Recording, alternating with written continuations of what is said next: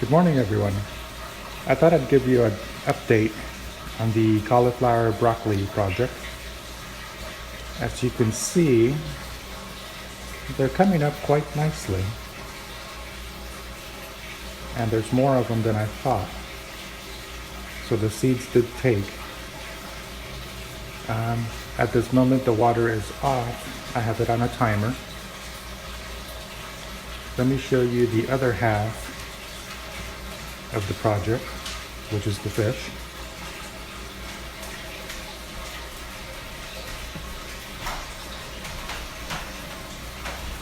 I have a small little aquarium inside this little kitchen island.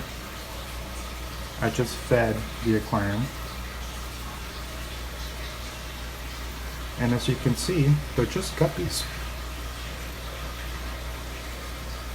And for those of you who know about guppies, they have babies all the time. You can see the little tiny one there, and a million of them right there. But they're just guppies. So again, the whole concept. Oh, and I threw in a crayfish to help clean up some of the mess at the bottom. But again, the whole concept is that an aquarium with fish would pollute itself without filtration. They create way too much ammonia and they would kill off all the fish. So the ammonia breaks down to nitrite and then nitrate by what's called good bacteria. I'd give you the scientific name, but I don't see the point. The good bacteria break it down into nitrate. The nitrate will not kill off the fish, but it's not really good for them either. So if something doesn't break down the nitrate back to nitrogen, then you're stuck with nitrate that will eventually harm the fish. So you either do water changes or use some very expensive filtration, both chemical, biological, and mechanical filtration.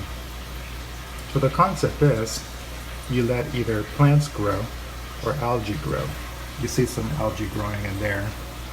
Little by little, the cauliflower and broccoli will outcompete the algae.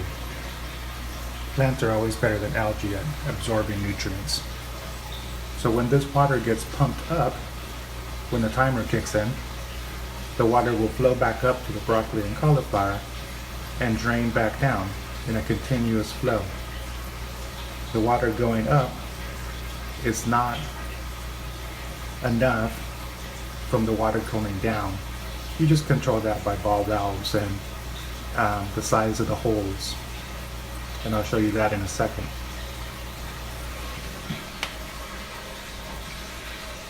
Let me show you the back.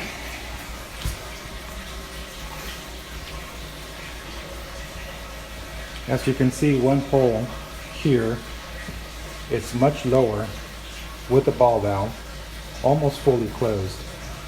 That ensures that some water does drain down even though the water going in overpowers it, which fills it up to the top. And you have a second hole, no ball valve. So whatever comes up will eventually drain back down, and these are 1-inch holes. Now the water coming up is this little tiny one. It's a 1/2-inch hole that goes into the aquarium. So 1 inch up and then 2 1-inch coming down, with one, the lower one, pretty much closed. That ensures that the water will fill up the complete container, but it will never overflow. Now the downside is that the water does evaporate. So you have to replenish it with clean water every once in a while. The trick is to replenish the water when the pump is off. So you can easily judge how much water to put in. You never want to overflow the system. And that is about all there is to it. feed the fish, replenish the evaporated water. The lighting system is roughly 12 hours. And you got yourself whatever vegetable you want.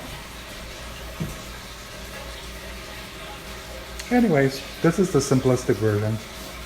I'm sure I could make it much more complicated by telling you what kind of ingredients the plant needs. And if the nutrition from the fish doesn't supply that nutrition, then you will have to supply it yourself. Fortunately, broccoli and cauliflower doesn't really need anything special. One of these days I'll show you my strawberries upstairs in my bedroom. And strawberries require iron. There's not a whole lot of iron in fish food, so you have to supply the iron yourself. Anyway, it's just a quick update. Hope I didn't confuse anybody. Give me any questions down below if you like. Subscribe if you like. Or just chill out and watch my little projects. Thanks everyone.